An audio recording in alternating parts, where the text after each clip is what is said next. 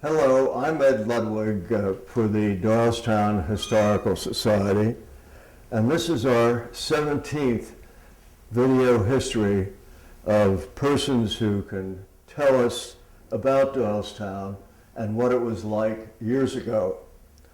We've interviewed Jim Michener, Herman Silverman, Randolph By, his sister, Margaret By Ritchie, Dorothy Heyman Redfield, Bill Goldman Sr., Bill Eastburn, Walter Coney, Mike Pettin, and numerous others, including myself last year. I've often said our most compliant interviewee was Hilborn Darlington, who talked primarily about Doylestown and not about himself. And after the interview, he complained that he still had 44 items to tell about Doylestown, so we invited him back, and he had 45. The mission of our society is to preserve and commemorate Doylestown, its persons, places, and events, so that they may be long remembered. These video histories, perhaps, are the most direct way we have of accomplishing that.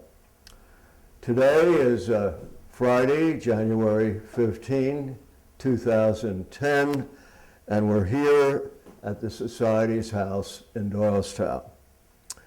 We give each video a title, and in today's instance, it's Judge John P. Fullam, at age 88, Bucks County's world-class federal judge. Judge Fullam, as we shall hear, was born near Doylestown and became a Bucks County judge in 1960. After some, I think it was 6 years, in 1966, he became a federal district judge in Philadelphia. And he has handled and continues to handle some of that court's most significant and complex cases. I'll ask him to tell us about some of them. At some point, I think it was before he began to practice law, but I'm not sure, he married a marvelous woman, Alice, and they have a wonderful family. But although he is a world-class judge, and nobody would dispute that, he's never achieved greatness as a tennis player. Serious, determined, persistent, yes, but like me, pretty mediocre. These videos are filmed and produced by our good friends Michelle and Chris Powell of Television, and we appreciate very much their fine work on behalf of the Society. So now, Judge John P. Fullam, at age 88, Bucks County's world-class federal judge. John, we've known each other for some 50 years, going back to our both being lawyers in Doylestown, immediately before you went on the Bucks County bench. And we've been colleagues on the federal court. So I'm sure the audience won't mind if we call each other by first names. I certainly John, hope not. Pardon? I certainly hope not. John, would you please tell us about your parents, where you were born, your early childhood? Certainly. I was born at home in Gardenville, Bucks County, Pennsylvania, on the Durham Road, just a quarter of a mile from the Point Pleasant Pike, which is the intersection, which is the heart of downtown Gardenville. As you know, it was in those days quite a metropolis. I believe it achieved ultimately a population of 214 and had two filling stations and a tap room as well as a post office. But my father was a carpenter by trade and also had a farm, a small farm, as a lot of people did in those days. So we always had cows that we were milking and things like that. My in early days contact with Doylestown was mostly secondhand through hearing my parents talk about it. And I actually experienced Doylestown fairly regularly. Every Saturday we would drive in to do our shopping at the American Stores Company. Later we did some shopping at it, I believe at the A&P, but my recollection is a little bit foggy. But we also visited the Melinda Cox Free Library to renew our library books. My parents were self-educated primarily. My mother graduated from 8th grade. My father dropped out in 4th grade, but he was always a very avid reader, and I can recall in my early days, every night my father would read the newspaper to the whole family after dinner. And there was much discussion about which books we should read and that sort of thing. But Doylestown, as I said, I experienced primarily through hearing my father talk about it. He was always very interested, even though he, as I said, was self-educated and didn't have a lofty position, but he was always interested in what was going on in the court. So that I still remember all the discussions about the judges in those days.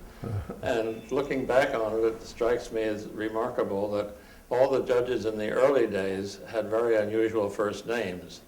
There was Harmon Yerkes, there was Hiram Keller, of course, and Calvin Boyer. Now, you have Right. Harmon, Hiram, and Calvin seem like unusual names.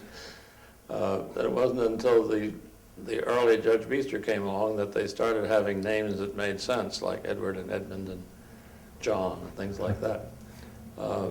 But we were always very interested in what was going on at the courthouse. And Well, Doylestown was sort of the big city for Gardenville, wasn't it? oh, indeed, yes. There were people in Gardenville who had never been so far away as Doylestown. Wow. I went to a one-room country school, walked to it from the house. I don't mean to dwell on poverty, but we were not very economically well situated. We didn't have indoor plumbing or electricity until I was out of college. Eventually, at first it was because there was no electricity in that area. Then when the Rural Electrification Administration got going and extended electric service to the highways there, we had the misfortune of having a very long lane, and it would have cost so much to have the electricity connected up that we never got around to it until much later. But we always did our homework sitting around the dining room table with a kerosene lamp in the center, everybody there. I had the advantage of being the youngest of a family of 4, so that by the time I got to a particular point in school, I had already heard it 3 times, which helped. Mm-hmm. And then when it became necessary to go to high school, and I say became necessary because there was talk about whether compulsory education would really work. And in Pennsylvania, there was some doubt as to whether, for example, Mennonites could be made to go to high school if they didn't want to. And there were always arrangements where you could get a work permit and be excused from going to school. But in my family, it was always understood that we would go get as much education as we could, so we all did. And of course, there were no school buses in those days, so I rode a bicycle in the good weather, and in the wintertime would hitchhike, primarily in the morning with farmers who were taking their milk to Cross Keys or somewhere like that.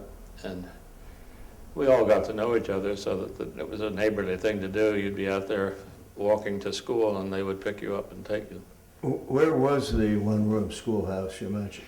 On the Point Pleasant Turnpike, about a half a mile from the center of Gardenville toward Danborough. It's now a private residence. But it was interesting looking back on it. We didn't have electricity in the school either. When they finally put the electricity along the road, they just figured out it would cost $40 to connect this to put electricity in the school building itself, and the powers that be didn't have the $40. So it was arranged that we, the students, would put on a series of entertainments and charge admission, and we raised the $40 to get the school connected to electricity. But when I was up till 4th grade, if it got dark, a thunderstorm, they would light the kerosene lamps that were hanging from the ceiling. And of course, there was no indoor plumbing. They had a boys' toilet and a girls' toilet.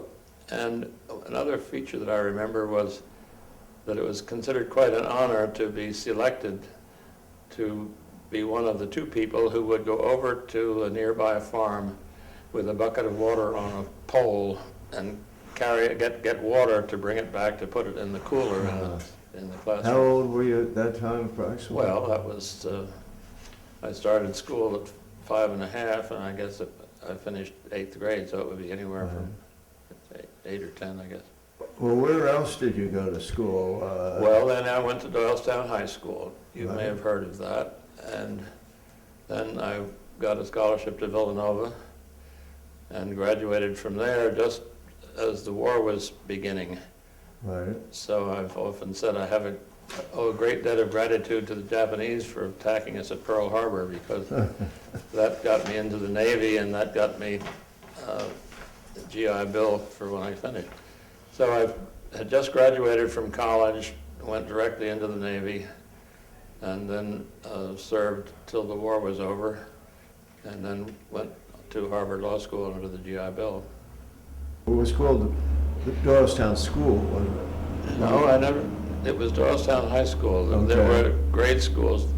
The town kids went all through school together. We did not know them until we got to high school. We were a sort of an alien group, the kids who had not gone to Doylestown grade school, but went there to high school. And I don't know. And then you went to the Harvard Law graduates somewhat conceitedly call the law school, right? Of course. Actually,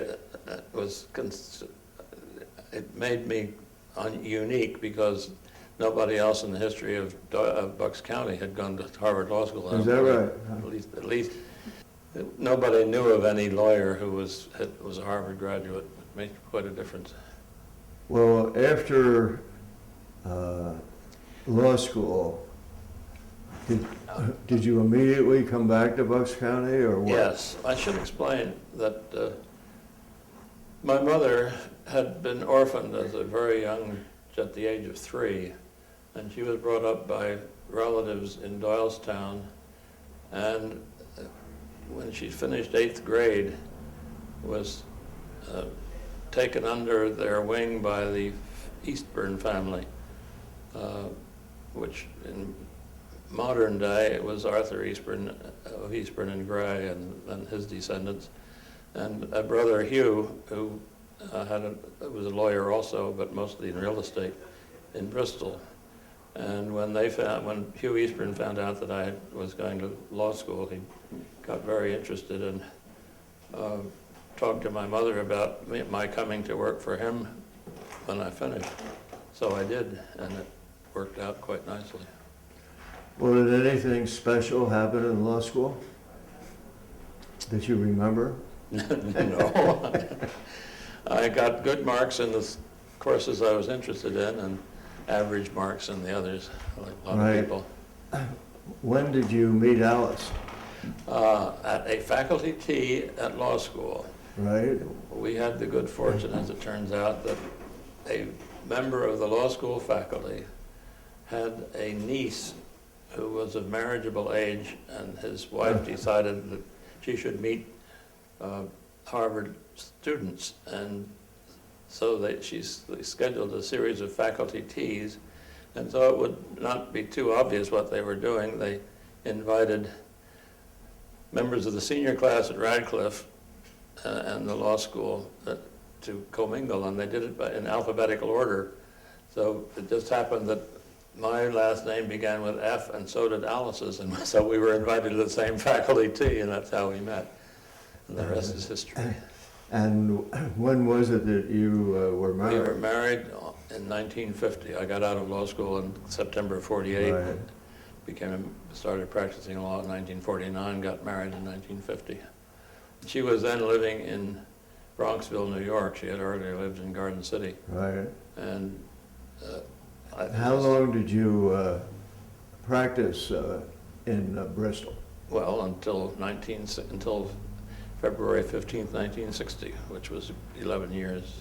So it was Almost about 12. 10 years, right? Actually, 11. 11. Yeah, Right. from 1949 to 1960. You went on the Bucks County bench, County right? bench, and so this coming February 15th, You will be almost, my you 50th almost went to anniversary. Congress, right? I ran twice, in 1954 and 1956. In 1954, I carried Lehigh County, but narrowly lost out in Bucks County. Right. Then in 1956, I ran up against a gentleman named Eisenhower who was running for president, and that changed the scale quite a bit. That gives us some idea of your political registration. You may be surprised to know that not only am I a Democrat, but my father was a Democratic committeeman for over 50 years. Really? And in his later life, somebody said to him, "Tell me, Tom, didn't you ever vote for Republican?" And my father thought and thought, and he said, "I did once, but I've been praying for forgiveness ever since." Well, you came by it honestly, anyhow. Yes. And you weren't only the first Harvard Law graduate from Bucks County, but you must have been one of the few Democrats. I was the first Democratic judge in over 50 years in Bucks Uh-huh. County. So, And I was appointed by Governor Lawrence, and then the Republicans very nicely endorsed me, so I didn't have any opposition when I ran for election. I think that they didn't want me running for Congress anymore. well, you must have gone to Doylestown from time to time when you were practicing. Oh, in good heavens, yes. Bristol, All right? the time, yeah. Can you remember anything you'd like to talk about? Well, That's a very open question.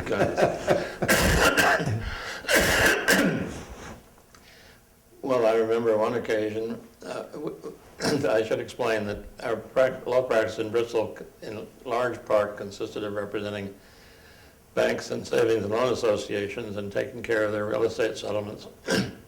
So that I usually had to come to Doylestown every Monday to record all the deeds and mortgages that had Right. been finalized the week before. And we always had some work to do in the recorded deeds office or something like that. And I was in the courthouse, as you recall, in the old courthouse, you went in the front door and the court of sessions was on the left and the recorder of deeds was on the right, as I recall, or maybe a prothonotary. And this courtroom was straight ahead. And the tip staff came out and said, "Judge Keller wants to see you."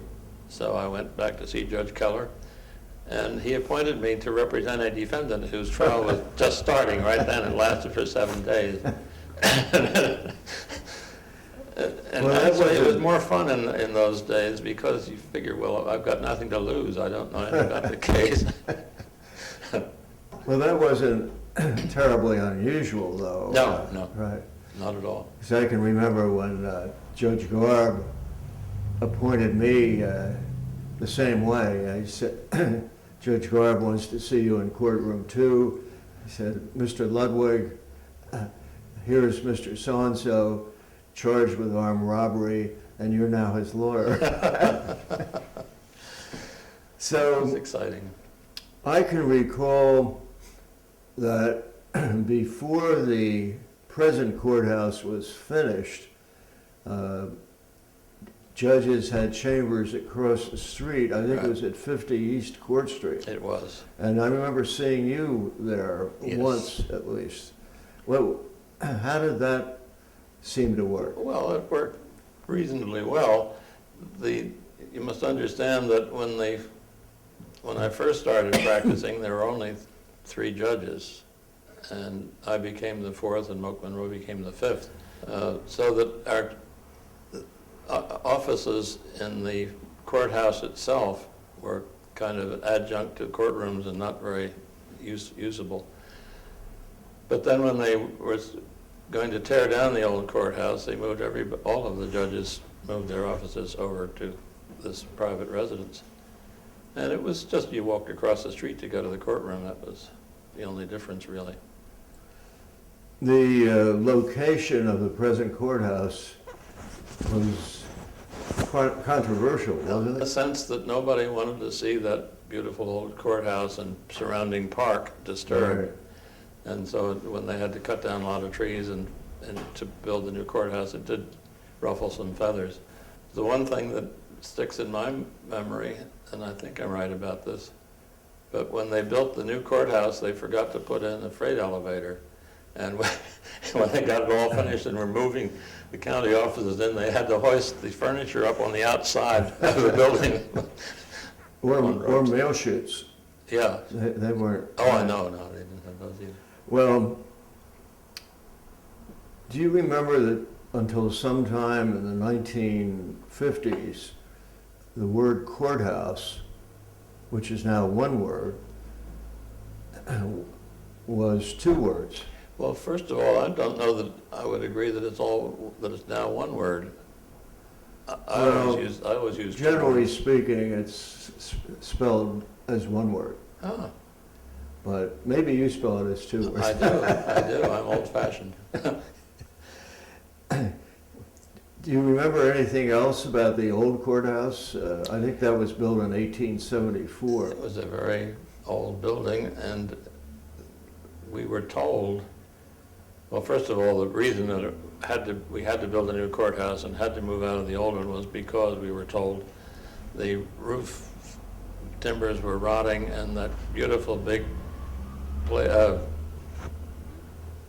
stained glass Right. roof over the main courtroom was going to collapse on everybody. And so everybody thought, well, if it must be, it must be. But when they went to tear down the actual building, the one part they had great difficulty getting down was the stained glass roof. They couldn't get it to fall. Is that right? Yeah. Took them 2 and, days to get it to. I remember a story about a judge's wife who tied herself to a tree because she didn't want to have the courthouse square cleared for a new courthouse. But that was not your wife, I know that. No, I thought that was your wife, wasn't it? No, it wasn't my wife. But I remember going to a Bucks County Bar Association party for you and Judge Monroe, who was appointed almost the same time. Which one of you was first? We went on at the same time, and we had a discussion about who would take seniority. Right, I said I thought it should be done by age, and that Moak should be more senior. right. He said, well, it really doesn't make any difference because the only possibility it would be who would become president judge. And he said, I'm 55 now, and no man in my family has ever lived beyond age 57. So I don't expect to be here long enough to become president judge, so it doesn't really matter. And then, of course, he lived to a ripe old age, and I think finally died in his 80s.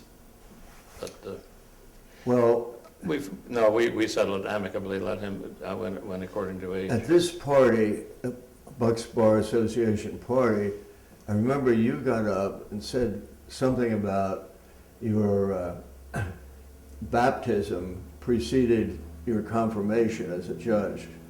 And then he got up and said, I think it was around 8 o'clock or so in the evening, that this was the latest he had been to a Bar Association function and was still sober.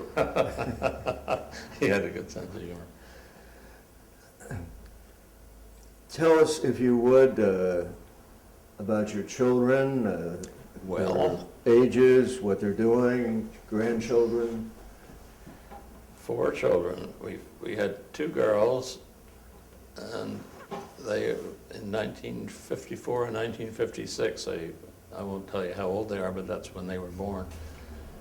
Then there was a space, and then we had 2 boys. And the theory, we used to joke about it, that we planned this carefully so that the girls could be babysitters for the boys when they were little. Never worked out, but that was in theory correct. Then the oldest is a very successful lawyer in Philadelphia, Nancy. Very well-known lawyer, right? Yes, and she has never married, but is sort of the foster mother for the whole family and the center of our family. Then my second daughter, Sally, went to Reed College and later got her master's, and she's married and living in Swarthmore, just a couple of blocks from where Alice and I now live in a retirement home.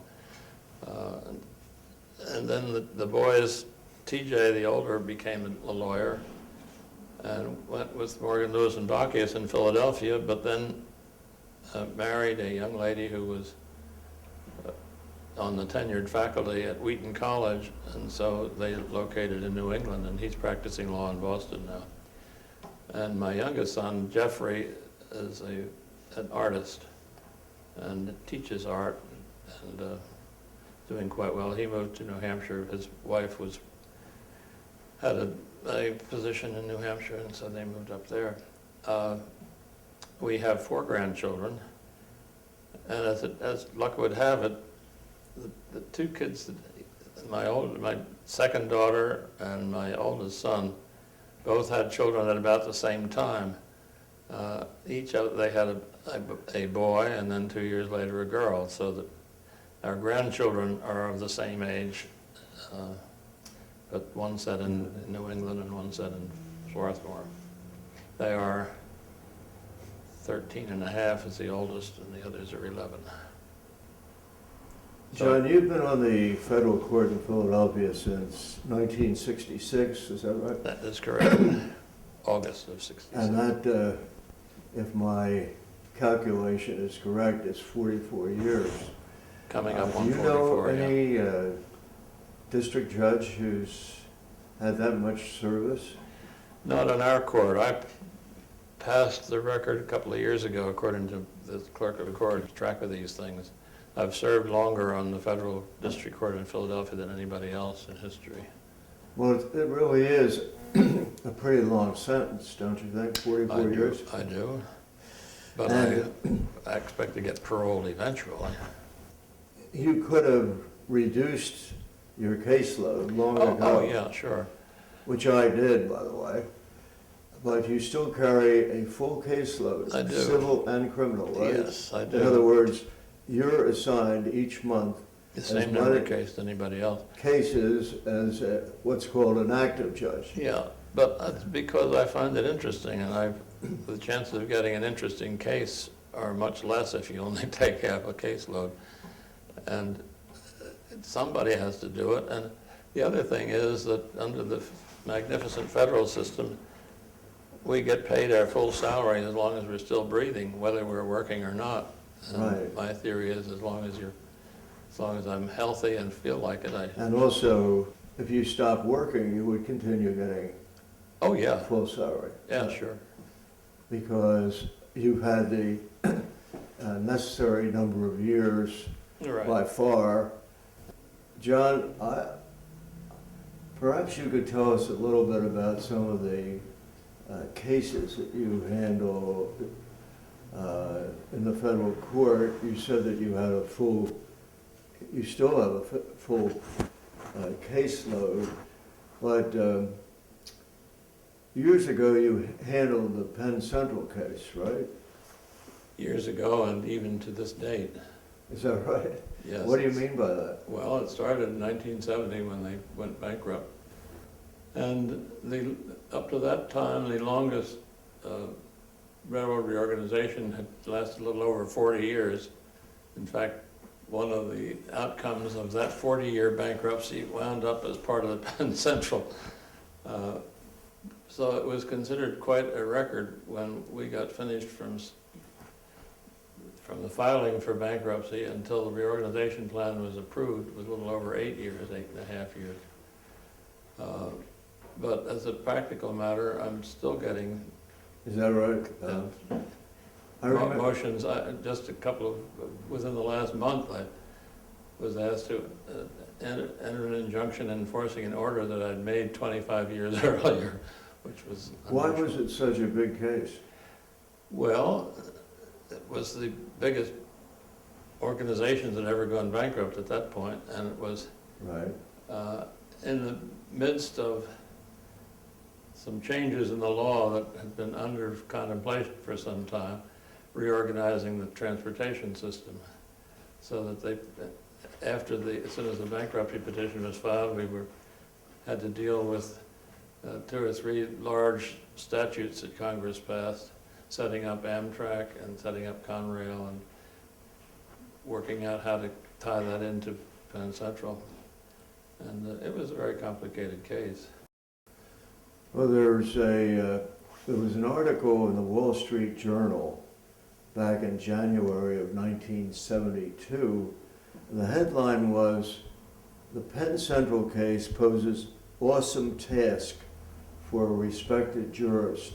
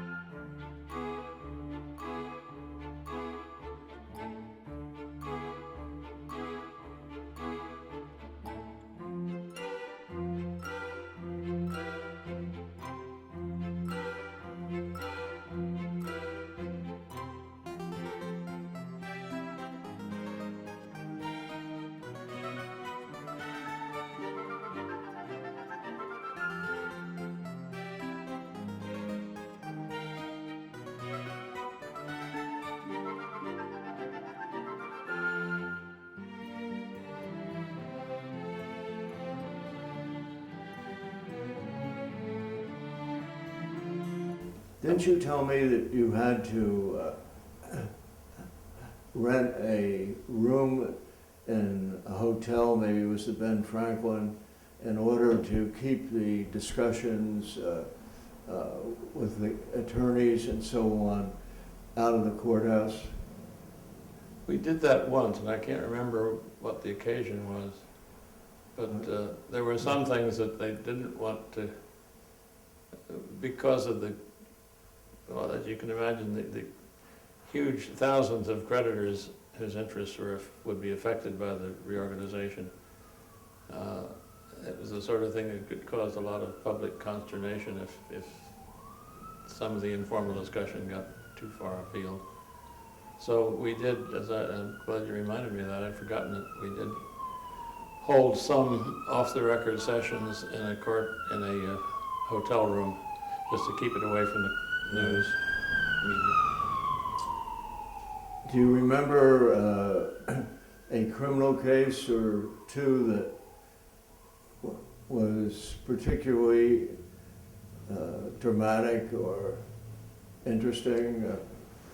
Well, I had the case involving Nicodemus Scarfo. That was quite tense.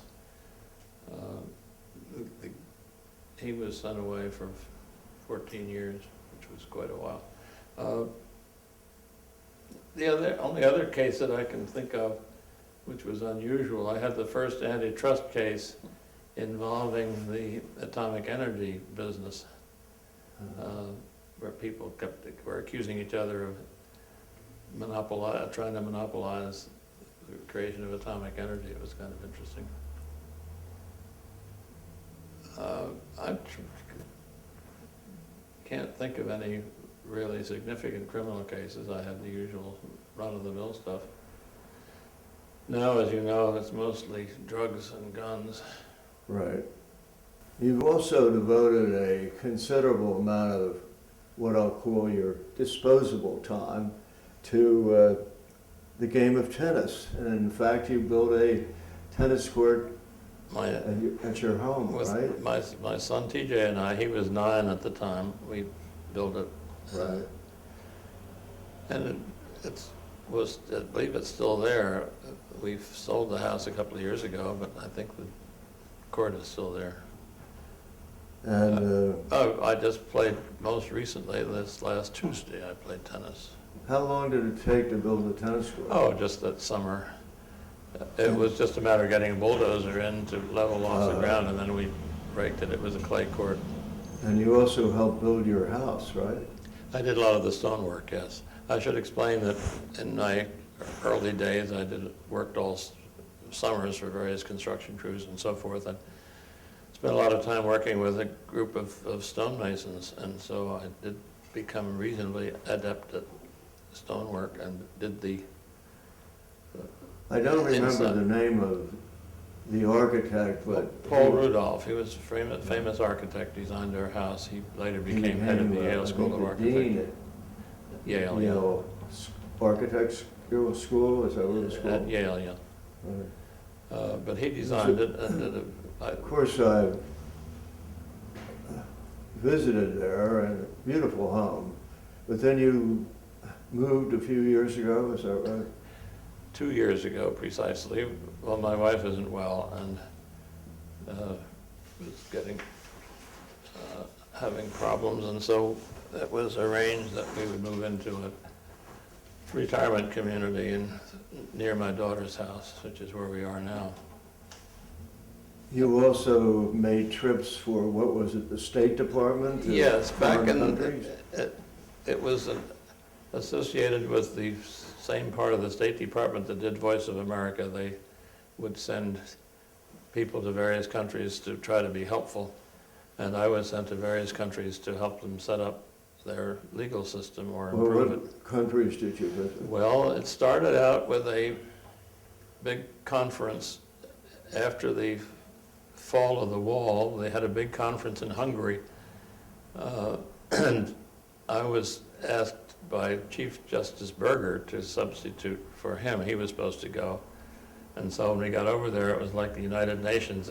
Everything was on telephone, and I was introduced as the Chief Justice of the United States because I was Chief Judge from Philadelphia, and they got it mixed up with Chief Judge or Chief Justice. But that was in Hungary. Then I spent 5 weeks in Bulgaria next, and a little bit longer in Ethiopia. And that was Ethiopia, you said? Ethiopia. Was sent on a tour of 4 African countries, Zambia, Zimbabwe, Botswana, and Malawi, doing the same sort of thing, just meeting with the judges there and basically encouraging them to keep up the good fight, and also making suggestions about the importance of having an active bar association, which had not occurred to a lot of them. And Have you had any contacts since then? No, not really. The people who were in the American embassy in one of these countries, we're still in touch with, but he's retired now and is back in New England. And you also have spent some of your disposable time, as I said, doing group singing, haven't you? Well, I've always done a lot of singing, Right. yes. Yes, I used to sing a lot. I sang all through law school. I earned money singing at weddings and funerals. Really? I'm one of the few, in those days at least, was one of the few people that knew all of the Gregorian funeral mass and Did could you sing ever it. have any training in voice? Not actually, but I always sang in the choir, and the organist was a music teacher, so I got some training that way. Which choir was that? In the Catholic Church in Doylestown here, Our Lady of Mount Carmel. Our Lady of Mount Carmel, right? Yeah. I know I've heard Then you when I was in college, I was in the college quartet. We traveled all over the country singing, doing quartets. And I've heard you sing duets with Midge Randell, the Oh, yes. governor's spouse, also a former member of our court. And you've been in quartets of judges or groups of judges, right? Yeah, sure. We had a group, when Judge Becker was still alive, he had a an uncanny ability to play the piano for any song that he'd ever heard practically, and he knew all of the Broadway musical songs. He organized a group that used to meet at his house of federal judges and their spouses, and we would meet there 2 or 3 times a year and spend the whole evening just singing. It was fun. Well, on behalf of our society, we really appreciate your coming back to Doylestown from the wilds of, where is it, Wallingford? Wallingford, yes. That's And for the last 3 Decembers, I think, and leading our holiday get-together in song. well, And it's awesome. been the high moment of our I think get-together, I must say. I want to remind everybody that he's not under oath. Well, let's go back to Doylestown for a moment. You know, maybe you don't know, but the permanent population of Doylestown Borough has been under 9,000, well, since at least 1950. And most of the streets are the same and many of the buildings, but there have been some changes. Do you have any thoughts about the borough? Of course, our catchment area includes the Doylestown Township and surrounding area, I'll put it that way. The thing that I've noticed most about it is the absence of the waiting room where the buses used to stop across the street from the administration building. I see. That was I don't know, I can't remember what it was called, but it was where the trolleys, when the trolleys used to come through town and where the buses used to stop, and you waited there in a waiting room. And often if you were going to go home with somebody from high school who had practice of some sort, you would wait there and be picked up in the car to go back home. Or if, as often happened to us, it was a rainy day and you would be, instead of riding your bicycle, you would get a ride with your older brother who was going to work. And then you'd wait there for him to pick you up on the way home. And I can't remember what it was called. It was PRT originally, but I think Philadelphia Rapid Transit, yeah. But that to me that was sort of the center of activity, and that's gone, and so there isn't any center of activity. Do you remember the trolleys, the Oh, streetcars? yes, indeed. They came up Main Street? They right? did. You would get on them and get off at Danborough. If you took the trolley home, which didn't happen to me very often, but you would get off at Danborough, and then you'd be 2 miles from Gardenville, and you'd have to walk the rest of the way. Did that trolley go on to Easton? Easton Trolley. And I heard there was a trolley that went from Doylestown over to Trenton, is that right? There was. I don't remember much about that, but I know there was Right. when it went through Newtown. That was called the Newtown Trolley. Right. And it stopped at Yardley. Well, thank you very much. We appreciate Well, thank you for having giving me. I'm us sorry I this couldn't interview. contribute more, or maybe Yeah. I'm sure I'll think of a lot of things when I leave, but you think of, you mean like Hillborn Darlington? yeah.